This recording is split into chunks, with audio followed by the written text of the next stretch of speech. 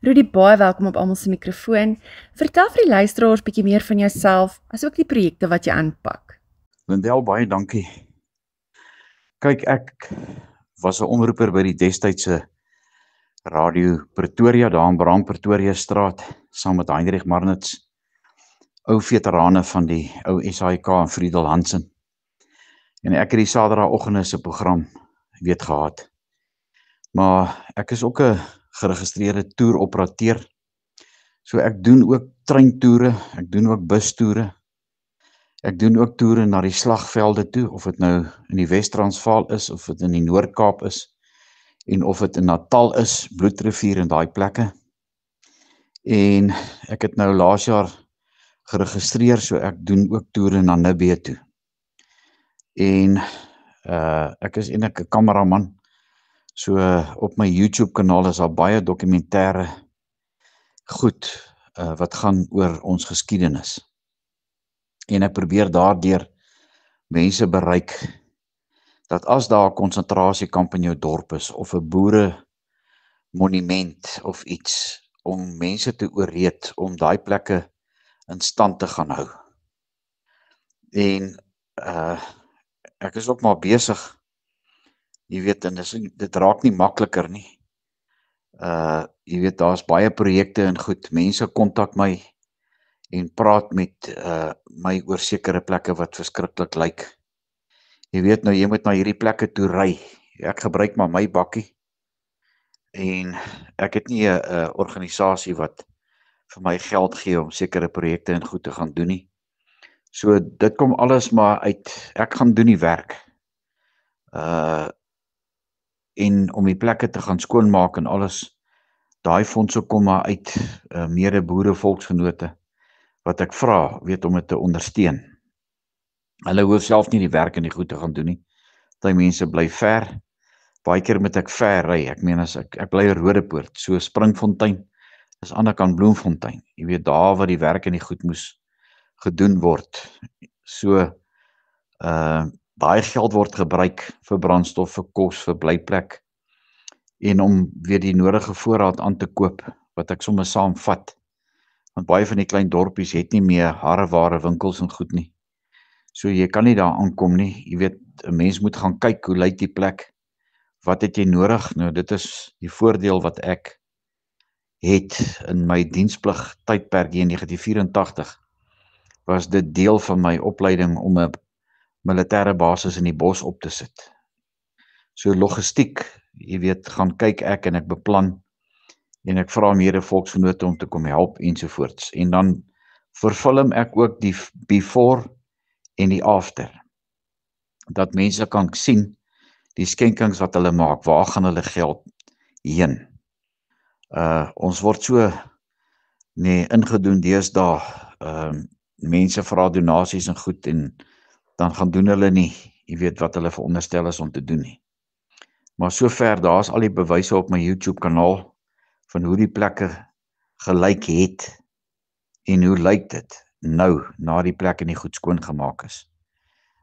Tragiese verhaal van Susan Nel daar in Wimburg, wat deur 2 Britse offisiere verkrag is, en hoe sy versorg was daar in 'n grot in die agterkant van Wimburg. So ek onderneem sulke toere, jy weet, op 'n naweek, meeste mense het nou maar 'n bietjie tyd op 'n naweek, en dan besoek hulle die plekke waarvan ek praat. Hulle is fisies daar, so hulle verstaan die geskiedenis, jy weet, ook dan baie beter. Ons het mense soos jy nodig, mense met 'n ware passie vir ons erfenis, vir die ekstra myl gaan om seker te maak dat ons geskiedenis bly voortleef. Dis beslis 'n projek wat ek sal ondersteun, en ek glo ons luisteraars ook. Waar kan mense jou vind?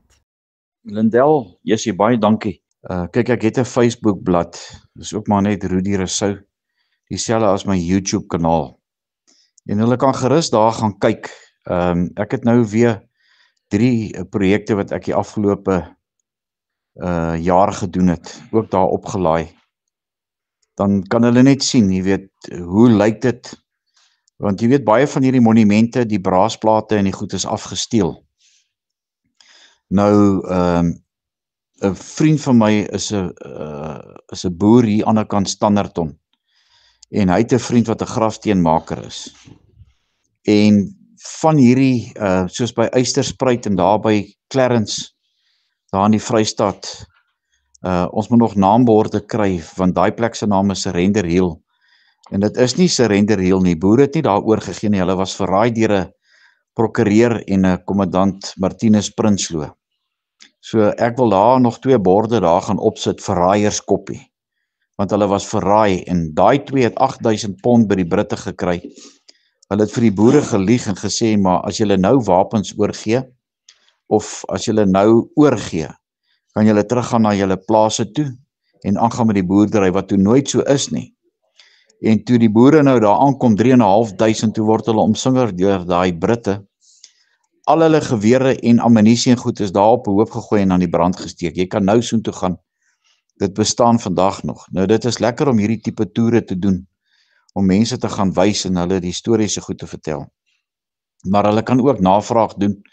Hulle kan ook betrokke raak. Jy weet, as hulle hou van die buitelug, party van hierdie projekte, jy weet, is maar bietjie, weet, in die vlaktes. En die geld wat ek partykeer kry is te min, jy weet, om nou in 'n gastehuis te gaan bly. Ek verkies dit. Nie dat ek onbewapen by hierdie plekke gaan slaap nie. Ek vat altyd my geweer saam. Maar jy kan nou maar een aand 'n bietjie vuil slaap. Vat nou maar net skoon klere vir die volgende dag.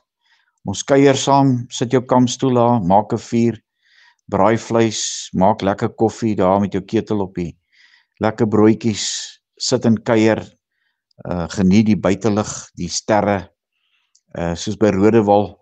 Ek het jare en jare laas 'n vuurvliegie gesien en wragtig, daai aand is toe daar's 'n spruit wat daar so end van afloop. Hier is vuurvliegies. Ek was eintlik na al die harde werk en in die son en verf en skoffel en sulke goed, was dit eintlik die hoogtepunt om weer 'n vuurvliegie te sien. Ek dink bitter min mense het al vergeet van die bestaan van vuurvliegies. Ek onthou die vuurvliegies al te goed en jy's reg, ons sien dit deesdae glad nie meer nie. Dis eintlik hartseer hoe dinge waarmee ons groot geword het net verdwyn het sommer die tyd. Rudy, baie dankie vir die ongelooflike werk wat jy doen. Ek glo ons luisteraars hulle harte oopmaak om hierdie projek van jou te ondersteun, want op die einde van die dag raak dit ons almal, ons erfenis, ons geskiedenis en die stories wat ons moet bewaar vir die volgende geslag. Mag die vuurvliegies weer skyn, al is dit net deur mense soos jy wat lig bring in donker plekke. Ek is nie 'n boer op 'n plaas nie, ek's 'n dorpsappie.